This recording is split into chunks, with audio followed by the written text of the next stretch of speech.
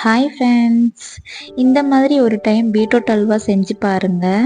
பீட்ரூட்டே பிடிக்காத குழந்தைங்க கூட வேணும் வேணும்னு விரும்பி சாப்பிடுவாங்க. அந்த அளவுக்கு டேஸ்ட்டு வேறு லெவலில் இருக்குங்க. வாங்க இது எப்படி செய்கிறதுன்னு வீடியோக்குள்ளே போய் பார்க்கலாம். இதுக்கு நான் இப்போ சின்ன சைஸில் 2 பீட்ரூட் எடுத்துக்கிறேன். உங்ககிட்ட பெரிய பீட்ரூட்டாக இருந்தால் ஒன்று கூட எடுத்துக்கோங்க. இதை இந்த மாதிரி தோல் சீவி எடுத்துக்கோங்க. இதை இப்போ நம்ம குட்டி குட்டி பீசஸாக கட் பண்ணி போட்டுக்கலாங்க. ரொம்ப குட்டியாக கட் பண்ண அவசியம் இல்லை, இந்த அளவுக்கு கட் பண்ணால் போதும். இது இப்போ 3லேருந்து 5 நிமிஷம் வரைக்கும் நல்லா வேக வச்சு எடுத்துக்கலாம். இப்போ பார்த்தீங்க அப்படின்னா பீட்ரூட் நல்லா வெந்து தண்ணியெல்லாம் சுண்டி நல்லா வந்துருச்சுங்க. இப்போ இதை நம்ம நல்லா ஆற வச்சுக்கலாம். இது நல்லா ஆறுனதுக்கப்புறமா நம்ம இது ஒரு மிக்சி ஜாருக்கு மாற்றிக்கலாங்க. தேவையான அளவு தண்ணி விட்டு இந்த அளவுக்கு நல்லா அரைச்சி எடுத்துக்கலாங்க. அடுப்பில் ஒரு கடாய் வச்சுக்கோங்க. கடாய் சூடானதும் அதில் 2 டீஸ்பூன் நெய் சேர்த்திக்கலாம். நெய் சூடானதும் அது கூட நம்ம இப்போ 2 டீஸ்பூன் கோதுமை மாவு சேர்த்திக்கலாங்க. கோதுமை மாவு சேர்த்தி அதை நல்லா கட்டி இல்லாமல் நல்லா கிளறி விடுங்க. இது பண்ணுறப்ப அடுப்பு மிதமான தீயில இருக்கட்டும்.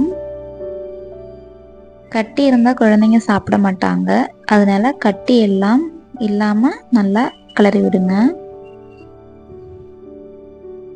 இந்த அளவுக்கு நல்லா உதிரி உதிரியாக வந்ததுக்கப்புறமா இப்போ நம்ம இது கூட பீட்ரூட்டு தாங்க சேர்த்திக்க போகிறோம்.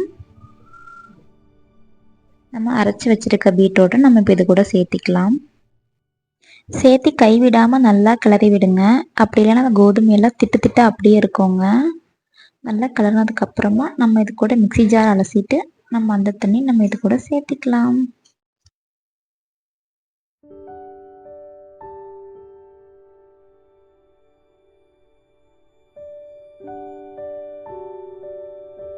இது கூட நான் இப்போ ஒரு ஏலக்காய் சேர்த்திக்கிறேன். உங்ககிட்ட ஏலக்காய் பவுடர் இருந்தால் பவுடர் கூட சேர்த்திக்கோங்க. இதையும் சேர்த்து லைட்டாக கிளறி விடுங்க. இப்போ நான் இது கூடயேன்னு ஒரு ஸ்பூன் நாட்டு சர்க்கரை சேர்த்திக்கிறேன். இதையும் சேர்த்து நல்லா கிளறி விடுங்க. ஒரு கொதிக்கிற வரைக்கும் வெயிட் பண்ணுங்க. அடுப்பு லோ ஃப்ளேம்லேயே இருக்கட்டும்.